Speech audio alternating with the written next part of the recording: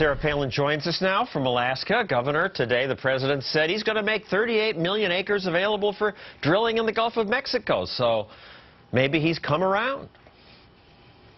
Well, maybe he's come around with his rhetoric because it's an election year, and he says he'll make now available some of that offshore area that he had closed up via the moratorium that he kind of crammed down the already handicapped industry in America, crammed down their throat. You know, I think it is a lot of rhetoric, though, and it is because it's a campaign year. He needs to remember, too, because now, of course, they're preaching that, oh, all those projects that were put on hold, those drilling projects, now they're going to go forward. He needs to remember those rigs, a lot of them left the Gulf, and they don't come back for many, many months, if not years, because it's such an expensive venture to be engaged in. When something's closed off, the oil companies change plans, they move elsewhere where it's more feasible to conduct their activities, then they have to move back. So do you watch the State of the Union, and do you scream at the TV, or what do you do?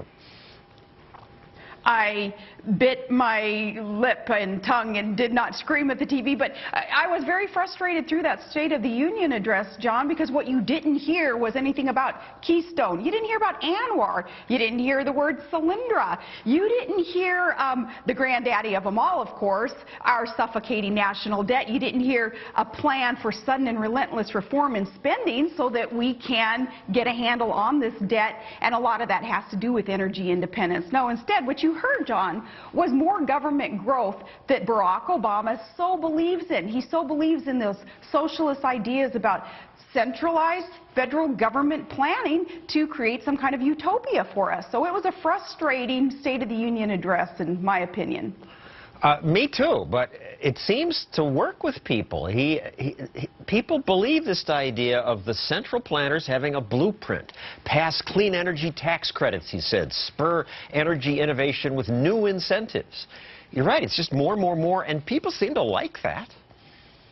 I don't know if they like it so much as people, they want to believe the best. I believe in our elected leaders that surely he knows what he's talking about. But all you need to do is step back a little bit, do some homework, do some independent research on what it is that Barack Obama really stands for and what his czars and what his cabinet stand for. What they stand for, John, is really failed socialist policies. And remember what Winston Churchill said about socialism and the ideas espoused in socialism? He said it's the creed of ignorance and the gospel of envy, and the kind of mutual virtue within that is shared misery. That's what socialism basically is, and that is what people will find out when they do their own research, their own background vetting of what our president stands for.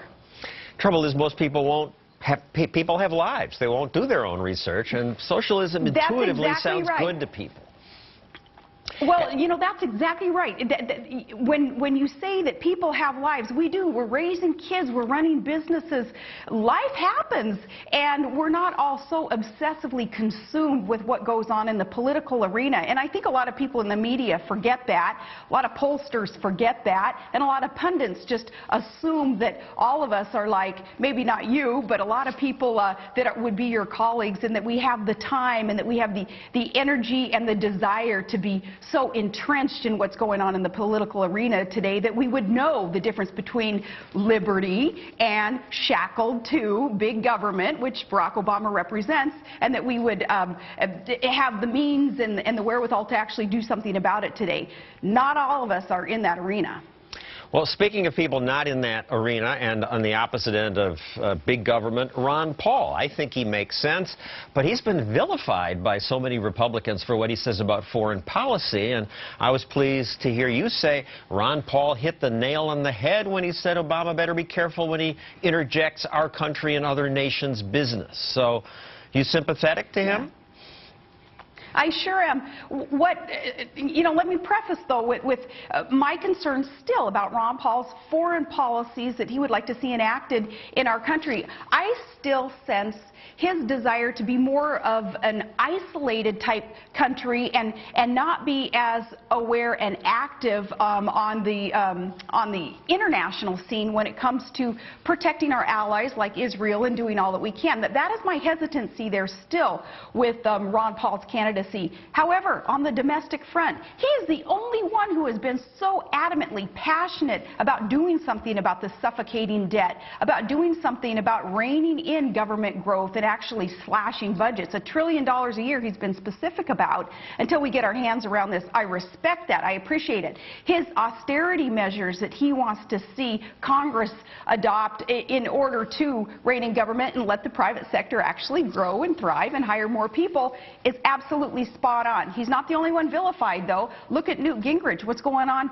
with him via the establishment's attacks. They're trying to crucify this man and rewrite history, rewrite what it is that he has stood for all these years. So it's not just Ron Paul. I believe it's also Newt Gingrich that the establishment, that the liberal media, certainly that the progressives and Democrats don't like.